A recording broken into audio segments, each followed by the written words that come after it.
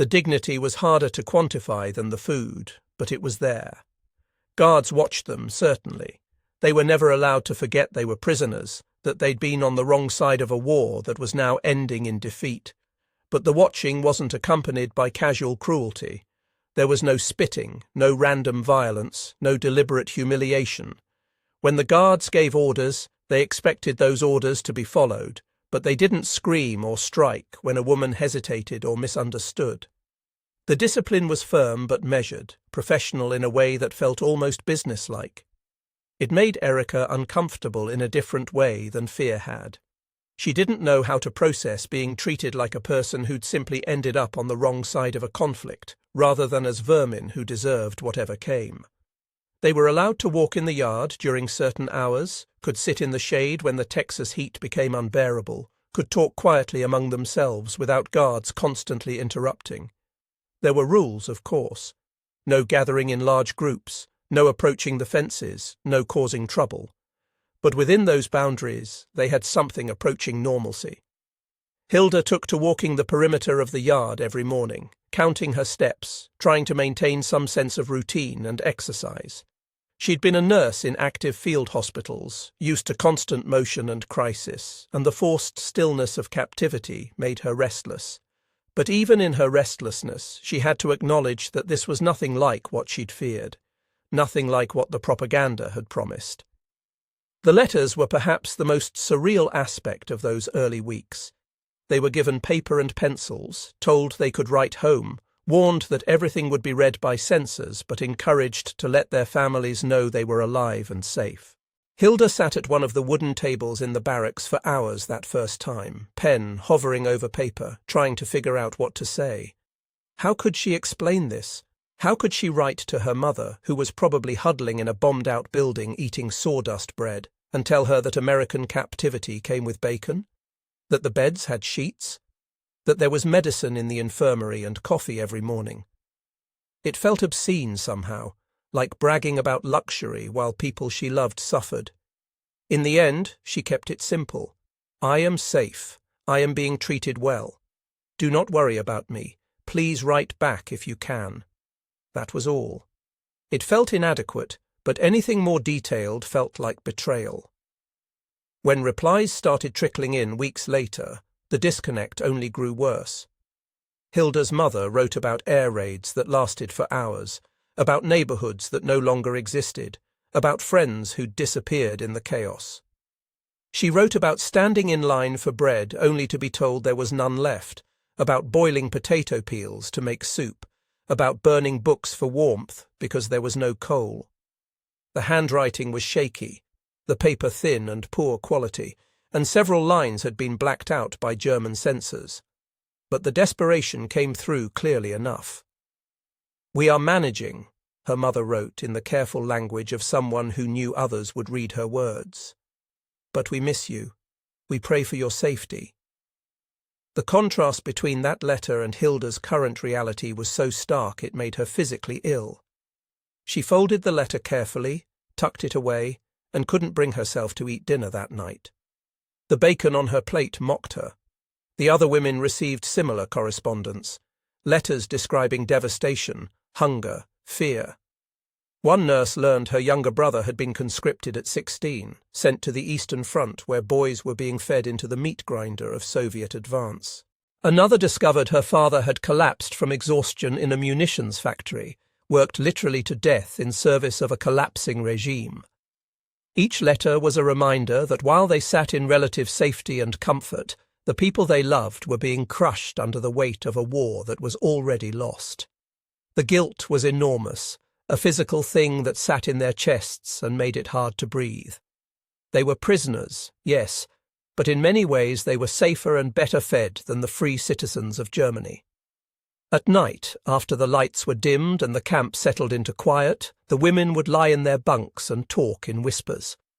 They talked about home, about the people they'd left behind, about what would happen when the war finally ended.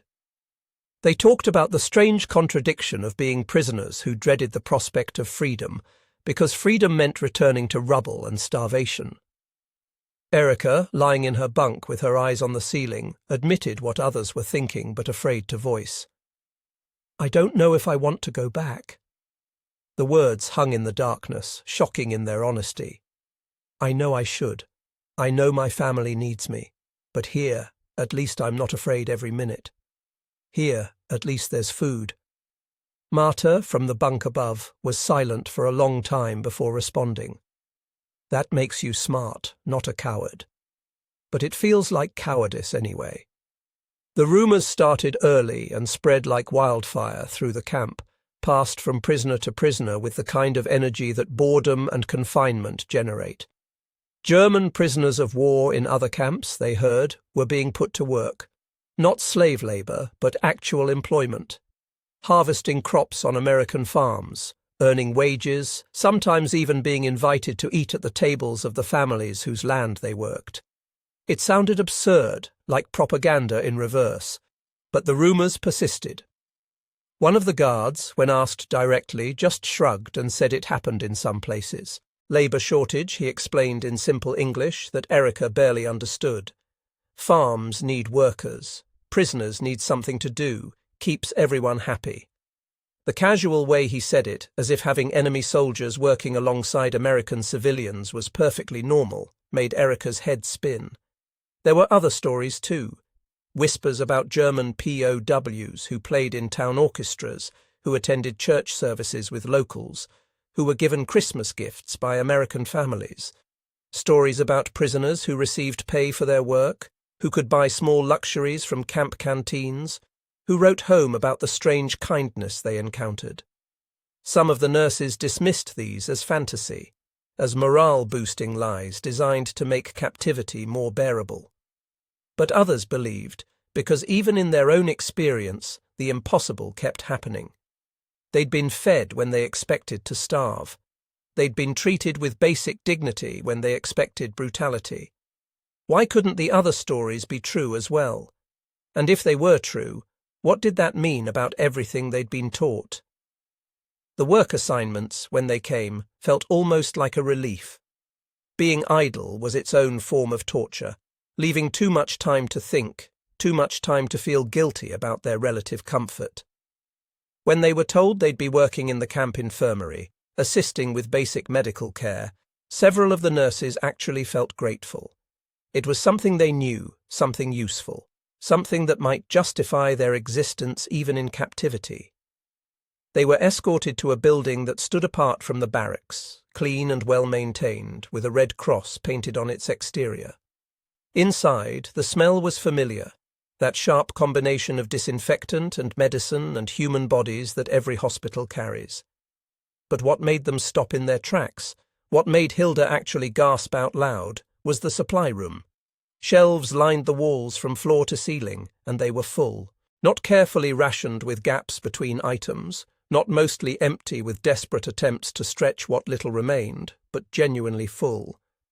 Gauze in neat stacks, bandages in multiple sizes, bottles of iodine and alcohol and mercurochrome, surgical instruments gleaming in sterile wrapping, cotton in abundance, syringes and needles.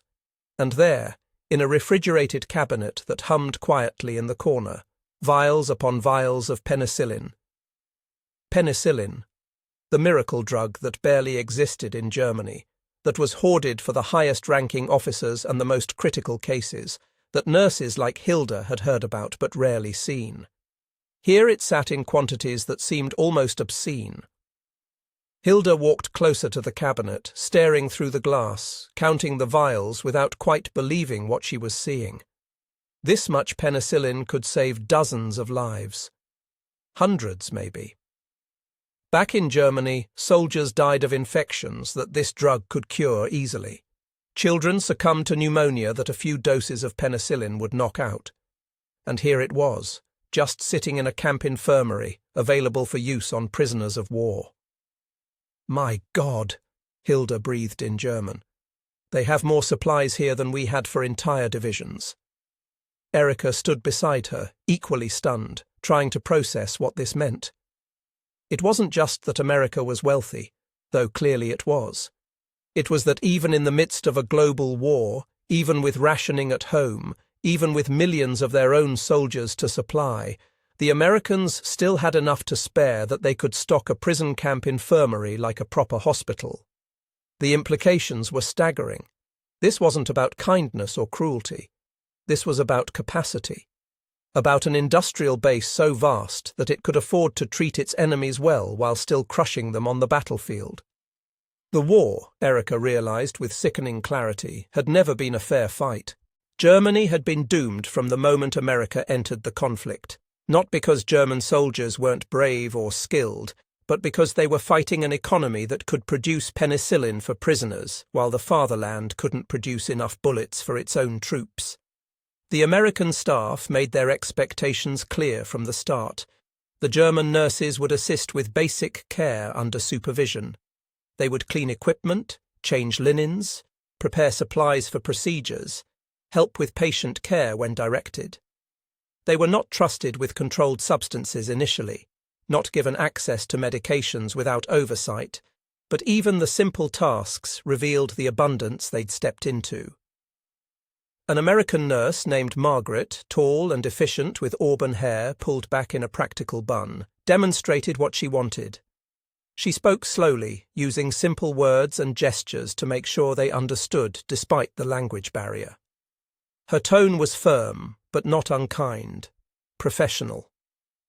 She expected the work to be done properly, but she wasn't looking for reasons to punish or demean. When Erica nodded to show she understood, Margaret handed her a box of fresh bandages and gestured to a bed where a German POW lay recovering from pneumonia.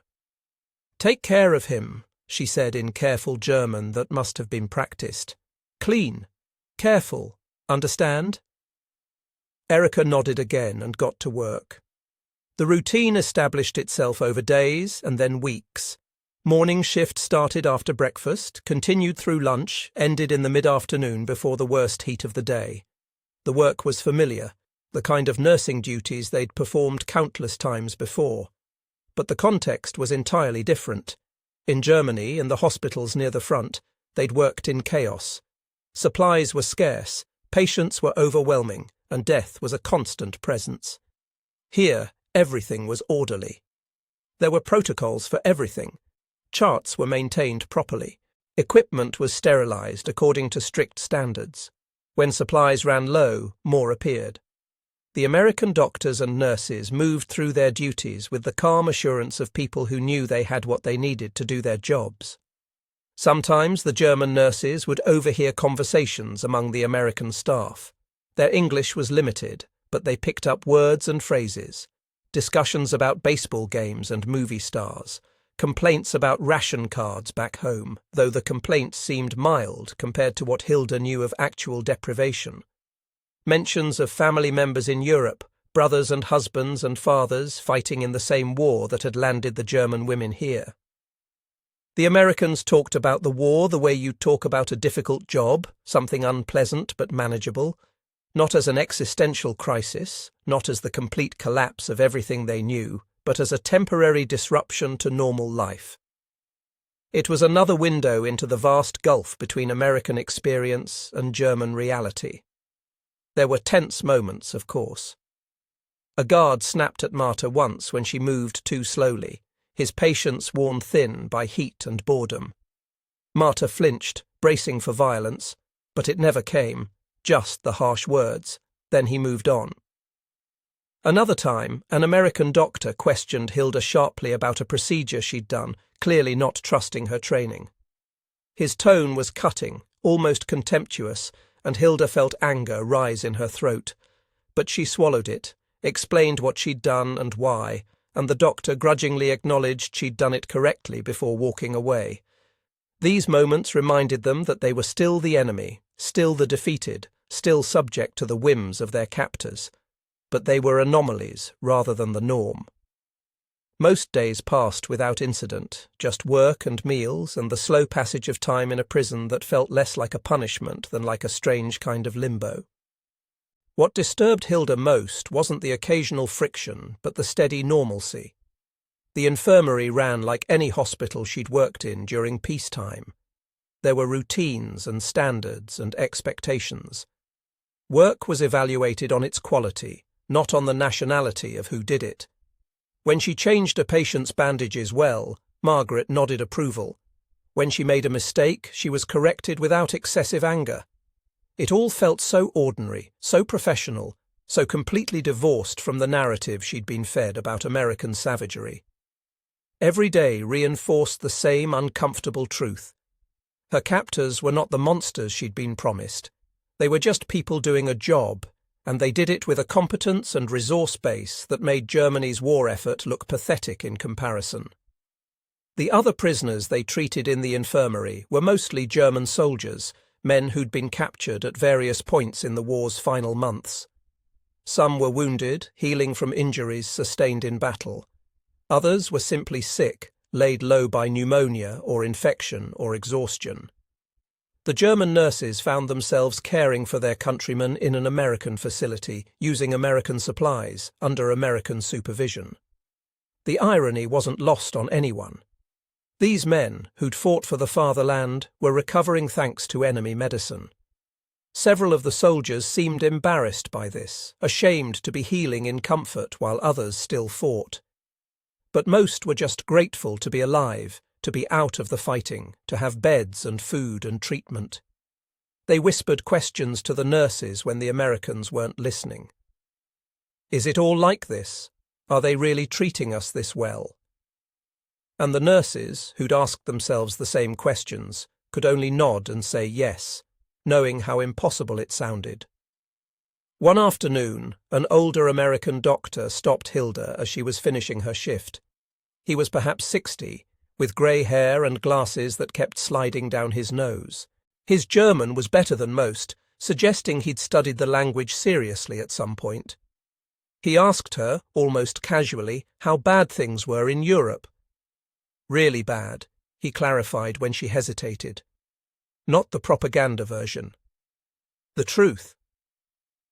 Hilda looked at him, trying to gauge whether this was some kind of test, but his expression seemed genuinely curious, not hostile. She glanced around, saw that no one else was close enough to overhear, and decided honesty couldn't make her situation worse. "Worse than you can imagine," she said quietly. "Cities destroyed, people starving, children dying, everything gone." The doctor was quiet for a moment, then nodded. "That's what I thought," he said. "That's what the reports say, but it's different hearing it from someone who was there." He cleaned his glasses absently. "You know why we treat you well here?" Hilda shook her head. "Because the war has to end someday," he said. "And what you remember about us matters. We want you to go home and tell people that Americans aren't devils, that we follow rules, that there's another way to run a country." Hilda didn't know what to say to that, so she just nodded. The doctor smiled slightly and walked away, leaving her standing there trying to process what he'd said. That conversation echoed in her mind for weeks. It reframed everything. The food, the supplies, the basic decency they were shown. It wasn't random kindness. It was strategy. America was thinking past the war, planning for what came after. Every prisoner who returned home would carry stories with them, would talk about their experiences, would influence how Germans thought about their former enemies. The bacon they'd smelled that first morning, the coffee they drank every day, the clean sheets and adequate medical care, all of it was a message. America wanted to be remembered not as conquerors who crushed Germany with cruelty, but as victors who maintained civilization even in victory. It was calculated, deliberate, and incredibly effective. Because Hilda knew, even as she recognized the manipulation, that she would go home and tell people what she'd seen. She'd tell them about abundance and order. She'd tell them that the enemy had treated her better than her own government had in the war's final years. And that truth, multiplied across thousands of prisoners, would shape Germany's reconstruction in ways that bombs never could. The letters from home kept arriving, each one a window into worsening conditions. Erika's sister wrote from Munich describing neighborhoods reduced to rubble, families living in basements, children with swollen bellies from malnutrition. The letter was almost matter-of-fact in its description of horrors, as if things had gotten so bad that there was no point in sugarcoating anymore. "We eat grass sometimes," her sister wrote. "Grass and weeds from the parks, boiled into something that barely counts as soup, but we're alive. That's more than many can say." Erica read those words while sitting in a mess hall that smelled of baking bread, and the contrast was so sharp it felt like a physical blow. She was eating better as a prisoner than her sister was eating as a free woman in her own country. The wrongness of that fact was overwhelming. Marta received word that her father had died. Heart attack, the letter said, though it was clear from her mother's careful wording that it was probably more like he'd worked himself to death in a factory producing weapons for a lost cause. "He collapsed at his station," her mother wrote. "They said it was quick. I hope that's true. I hope he didn't suffer. We had a small service. Many of the family couldn't come. You understand why." Marta did understand. Travel was nearly impossible, fuel was non-existent, and everyone was just trying to survive day to day. But understanding didn't make it hurt less. She'd been captured only a few months before her father died. If the war had ended sooner, if she'd never been sent to the front, she might have been there, might have said goodbye. Instead, she was in Texas eating eggs while her father was lowered into the ground on the other side of the world. She didn't cry until night-time, when the barracks were dark and quiet. Then she pressed her face into her thin pillow and wept as silently as she could, not wanting to disturb the others, but unable to hold it in any more. The guilt became its own kind of prison, worse in some ways than the actual confinement. They were fed 3 times a day while their families scrounged for scraps. They slept on mattresses while people they loved huddled in ruins. They had access to medicine that could save lives while German hospitals ran on desperation and improvisation. The knowledge ate at them, made every meal taste like ash, made every comfortable moment feel like betrayal. Some tried to refuse food as a kind of penance, but the guards wouldn't allow it. "Eat," they were told firmly. "You have to eat. It's the rules." So they ate, and they hated themselves for being hungry, for finding the food good, for their bodies responding with renewed strength when morally they felt they should waste away in solidarity with those suffering at home. The rumours about other camps intensified. They heard about German POWs in Louisiana who played music for local communities, who were applauded by Americans who came to listen. About prisoners in Arizona who worked on farms and were treated to 4th of July barbecues by the families who employed them. About men who'd been invited to Christmas dinner, who'd sat at American tables and been served turkey and pie, who'd been given small gifts to mark the holiday. Each story seemed more improbable than the last, yet they kept hearing them from different sources, with enough consistent detail that dismissing them all as fantasy became impossible. If true, the stories painted a picture of a country that seemed almost incomprehensibly generous with its enemies, not just providing adequate care, but actively reaching out, trying to show prisoners that Americans were decent people worth befriending once the war ended. Roll call became another site of cognitive dissonance. The prisoners lined up in the yard each morning and evening, names called out, presence confirmed. It was standard military procedure, nothing unusual. But the guard who often conducted roll call was a black man, Sergeant Williams, whose uniform was as crisp as any white soldier's and whose authority was unquestioned. He carried himself with quiet confidence, reading names in a clear voice, marking attendance, occasionally addressing a question or concern from one of the prisoners.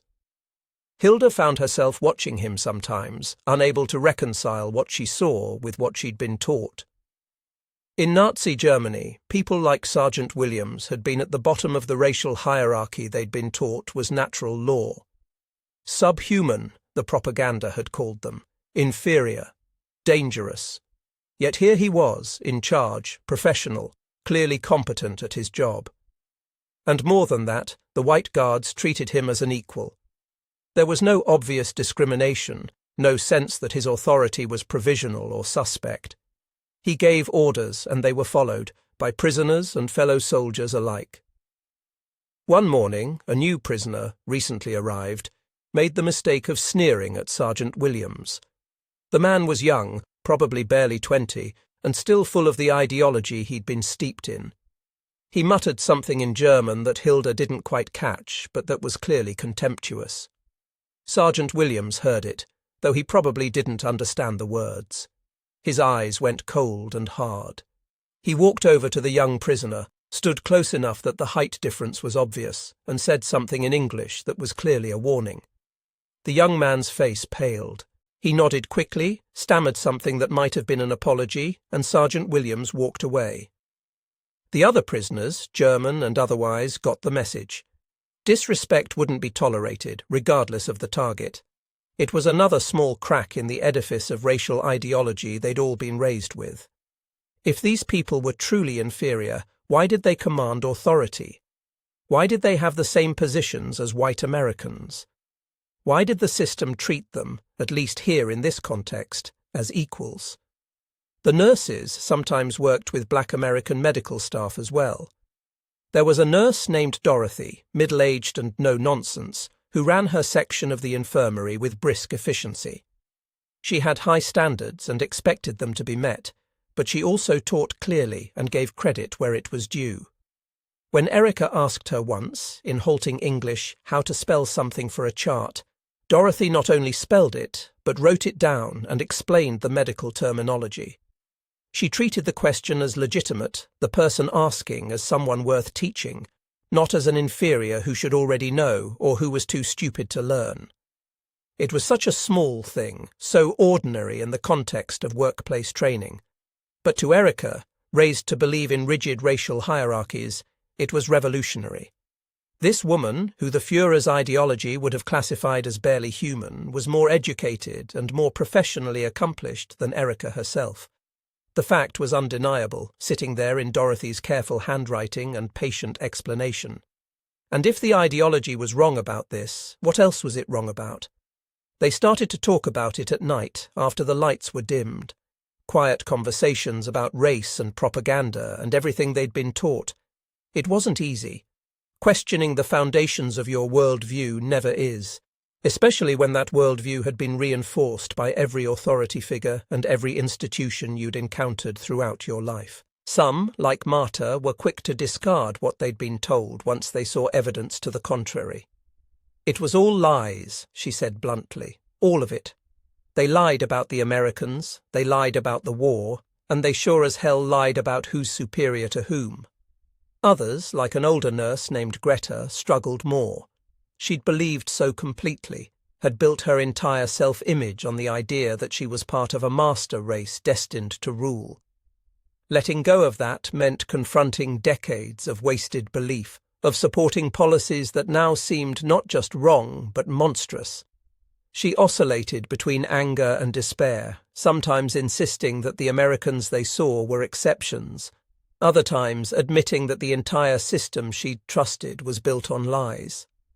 Hilda fell somewhere in the middle. She'd believed what she was told because everyone around her believed it, because questioning wasn't encouraged and could be dangerous, because it was easier to go along. But she'd never felt the fervent conviction that some had. For her, the Nazi racial ideology had been background noise, something she absorbed without deep thought. Now, confronted with contrary evidence every day, she found it surprisingly easy to let go. If I was wrong about this, she told the others one night, what else was I wrong about? Maybe all of it. Maybe the entire war was built on lies we were too afraid or too comfortable to question. The thought was simultaneously liberating and terrifying. Liberating because it meant she wasn't responsible for beliefs she'd simply absorbed. Terrifying because if the foundation was rotten, what did that say about everything she'd done in service to that foundation? The weeks blurred into months. Summer in Texas was brutal, heat pressing down like a physical weight, but the camp had shade trees and water was plentiful. They worked in the infirmary, wrote carefully censored letters home, ate meals that continued to be adequate. The routine became almost comfortable, which brought its own guilt. How dare they become comfortable while Germany burned? But comfort crept in anyway, because humans adapt, because the body learns to accept safety, even when the mind feels it shouldn't. They laughed sometimes, quietly, at small things. shared jokes, complained about the heat or the boredom or the guard who was particularly strict. They were building a small community within their captivity, finding ways to make life bearable because the alternative was to collapse under the weight of everything they'd lost. News from the war filtered through eventually. They heard about Germany's surrender, though the date was fuzzy and the details unclear. By then, they'd expected it. The letters from home had made it obvious that collapse was imminent, that the regime was falling apart. Still, hearing it confirmed was strange. The war was over. They were no longer prisoners of an ongoing conflict, but prisoners of a defeated nation, held by victors who would decide when to send them back. Some felt relief that the fighting was finally done, that soldiers would stop dying. Others felt a complicated mix of shame and loss, mourning not the Nazi regime, but the Germany they'd known before all the madness started. And everyone wondered what would happen next. When would they go home? What kind of home would they be going back to? The American guards seemed in better moods after victory was declared. The tension that had been present throughout, the knowledge that they were guarding enemy soldiers while the war still raged, eased into something more relaxed. A few even started attempting German phrases, mangling the pronunciation, but trying. "Hello, good morning, thank you." Small gestures toward connection now that the conflict was over. Some prisoners responded warmly, grateful for the effort. Others remained distant, not quite ready to be friendly with the people who'd defeated them. The German nurses mostly fell in the former camp. They'd been treated well enough that bearing grudges felt petty, and they'd seen enough to know that individual Americans weren't responsible for the war any more than individual Germans necessarily were. It was governments and leaders who'd made this mess, while ordinary people suffered the consequences. They learned eventually about the broader system they were part of. More than 400,000 Axis prisoners had been held in the United States during the war. 400,000. The number was staggering. They were scattered across the country, in camps large and small, working on farms and in factories, living behind wire but often interacting with local communities. The German nurses heard stories from other prisoners who'd been moved between camps.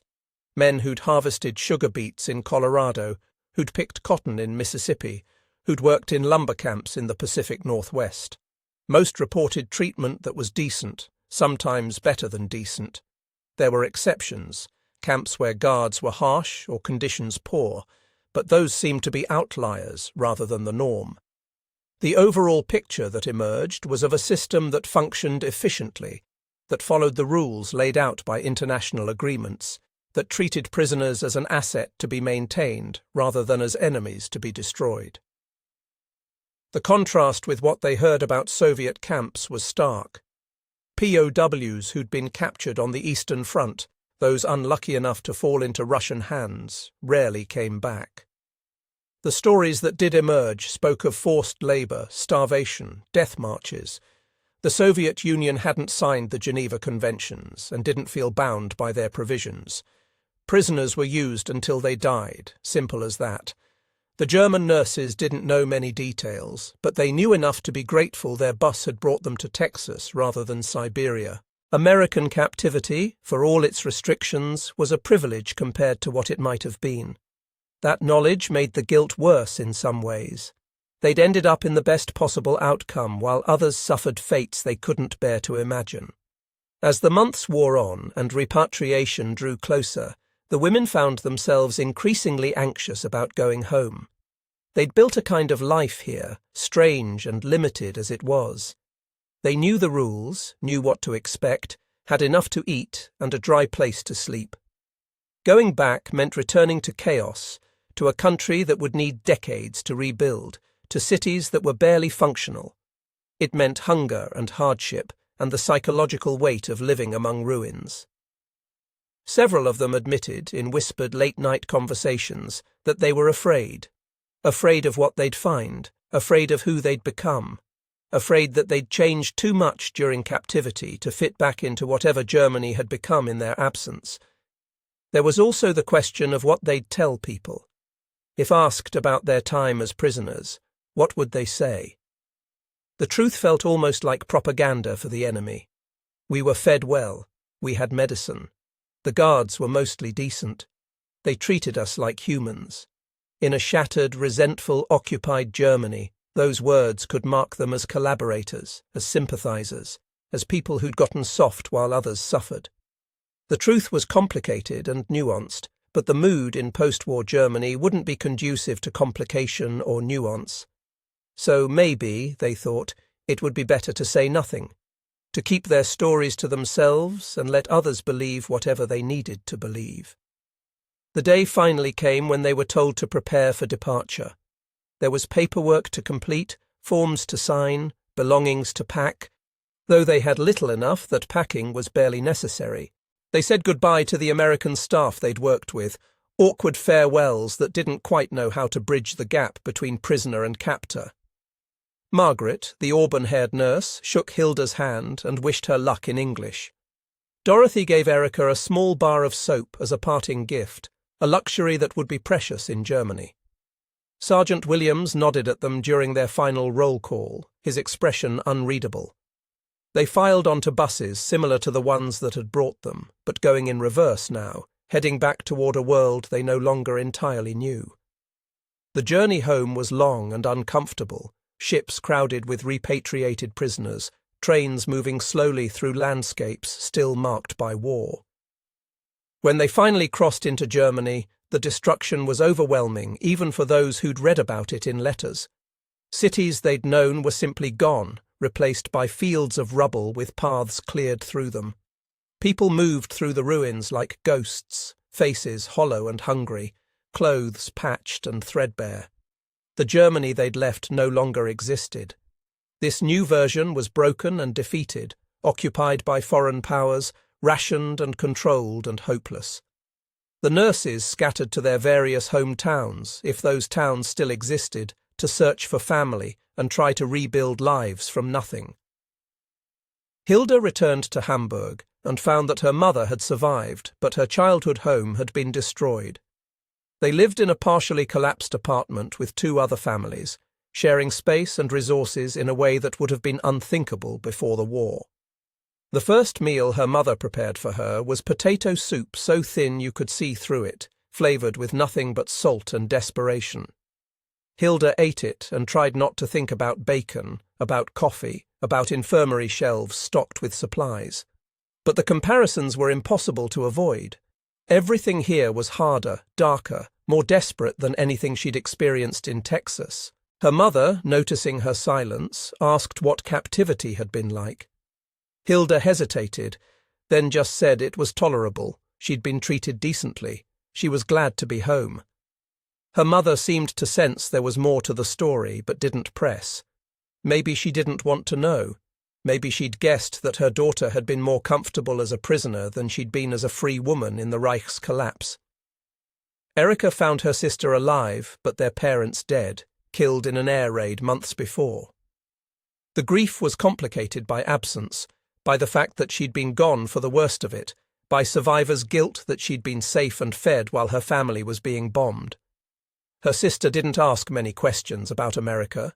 She was too focused on day-to-day survival, on finding food and fuel, on navigating the black market and the occupation authorities.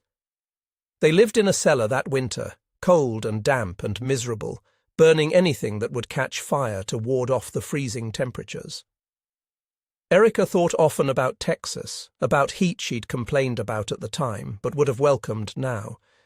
But she didn't mention it to her sister, didn't talk about the contrast between captivity and freedom. Some truths were too painful or too strange to share.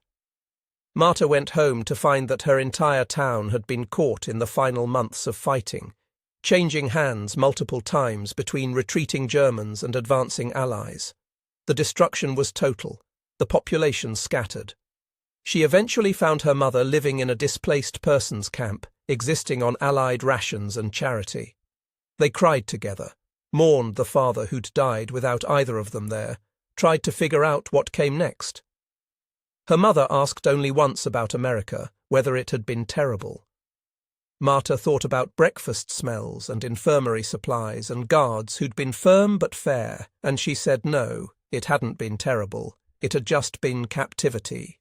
That seemed to satisfy her mother, or at least she didn't ask again. Marta kept the rest to herself, the contradictions and the realizations and the way that bacon had smelled that first morning when she'd expected cruelty and found something else entirely.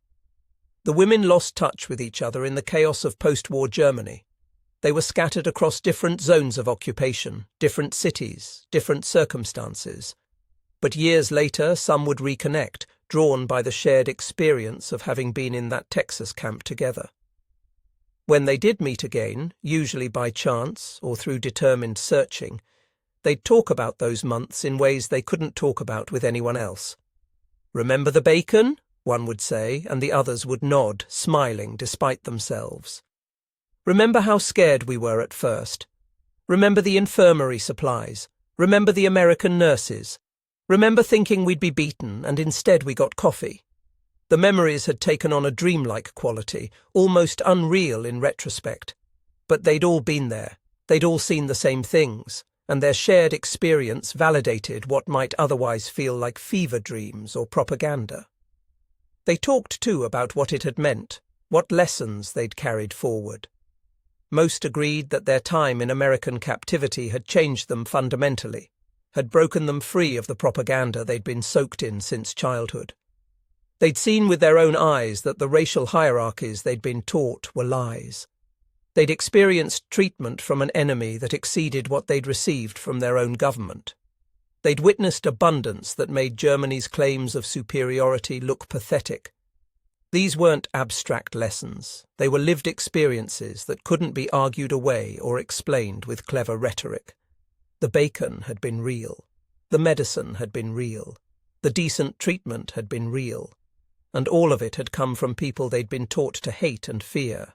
Most of the women were careful about who they shared these stories with. In post-war Germany, memories of the Nazi period were complicated and often suppressed. People wanted to move forward, not dwell on the past. Admitting you'd been treated well by the Americans could be seen as minimizing what others had suffered, or as praising the enemy, or as evidence of collaboration.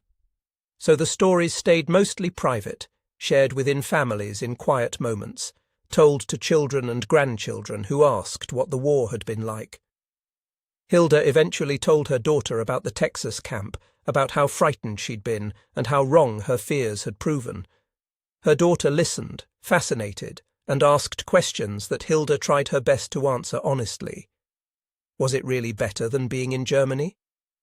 In some ways, yes, Hilda admitted. In terms of food and safety, absolutely yes. But I was still a prisoner, still cut off from home, still powerless. The comfort didn't erase that. Her daughter nodded, struggling to understand the nuance, the way something could be simultaneously good and bad, depending on what you were measuring. Erica eventually wrote down her experiences in a journal, not for publication, but just to have a record.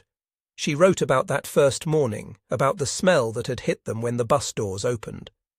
She wrote about coffee offered by a black nurse, about infirmary shelves that spoke of abundance she'd never known. She wrote about letters from her sister describing starvation while Erica ate beans and bacon. She wrote about the moment she'd realized the racial ideology she'd been taught was complete fiction, demonstrably false, a lie designed to justify atrocity. She wrote about going home to rubble and feeling shamefully that she'd been more comfortable as a prisoner than as a free woman in a defeated nation. The journal stayed private during her lifetime, but her grandchildren found it after she died and were stunned by what it contained. It became a treasured family document, evidence of how complicated history is, how propaganda fails in the face of lived experience, how kindness can come from unexpected places. As elderly women, some of them gave interviews to historians researching the POW experience. They were careful even then, decades later, aware that their stories could be misunderstood or misused. But they felt that the truth mattered, that future generations should know what had actually happened rather than relying on simplified narratives. They talked about fear and abundance, about propaganda and reality, about being prisoners who'd been treated with more dignity than they'd experienced in their own collapsing regime. The historians recorded their words, preserved their memories, ensured that this particular corner of the war wouldn't be forgotten. Because it mattered, these women insisted. It mattered that they'd been shown kindness by people they were supposed to hate. It mattered that their captors had followed rules and maintained standards even in the midst of global conflict. It mattered that they'd returned home with stories that contradicted everything they'd been taught to believe. The smell of bacon, in the end, became a symbol for all of it, for the disconnect between expectation and reality, for the moment when fear cracked open to reveal something more complicated, for the strange experience of finding dignity in captivity, comfort in confinement. It was such a small thing, really, just the smell of breakfast cooking on a Texas morning in spring. But it stayed with them forever, a sense memory that carried the weight of everything that followed. When they smelled bacon in later years, cooking in their own kitchens or wafting from a neighbour's window, they'd be transported back for just a moment. Back to that bus stopping at the gates, to stepping out into warm air, to that first confused thought that maybe, just maybe, everything they'd been told was wrong. And in those moments they'd feel again the peculiar mix of emotions that had defined their captivity. Relief and guilt, safety and homesickness, gratitude and anger, all tangled together in ways that never fully resolved. The moral they drew from the experience, the lesson they passed on to children and grandchildren, was about the importance of questioning what you're told, about recognizing propaganda for what it is, about understanding that enemies are still human, that the people you're taught to hate might treat you better than your own side does. They didn't romanticize their captivity or pretend it had been pleasant. Being a prisoner is never pleasant, no matter how decent the treatment. But they insisted on the nuance, on the truth that their American captors had shown them a kind of fairness and humanity that their own government had failed to provide. And that truth, uncomfortable as it sometimes was, had shaped the rest of their lives. They lived through Germany's reconstruction, watched their country rebuild from ruins, saw democracy take root in soil that had grown dictatorship. They watched their children grow up free from the propaganda they'd been steeped in, educated in schools that taught real history rather than nationalistic mythology. They watched Germany rejoin the community of nations, becoming a prosperous democracy allied with the very countries it had fought so bitterly. And through all of it, they carried their private memories of a Texas camp, of bacon and coffee and medicine, of guards who'd enforced rules without cruelty, of nurses, both black and white, who'd treated them with professional respect. Those memories were a kind of proof that another way was possible, that war didn't have to destroy every trace of humanity, that even enemies could choose to be decent to one another. In their final years, the few who were still alive sometimes spoke at schools or historical societies, sharing their stories with younger generations who couldn't imagine either the horrors of Nazi Germany or the complexity of the American prison camps. They emphasized that they weren't heroes, they'd been nurses doing their jobs who'd gotten caught up in a war they hadn't started and couldn't stop. But they'd been given a gift nonetheless. The gift of seeing beyond the lies they'd been told, of experiencing firsthand that people are more complicated than propaganda wants you to believe. And if there was anything they wanted young people to understand, it was that. Question what you're told.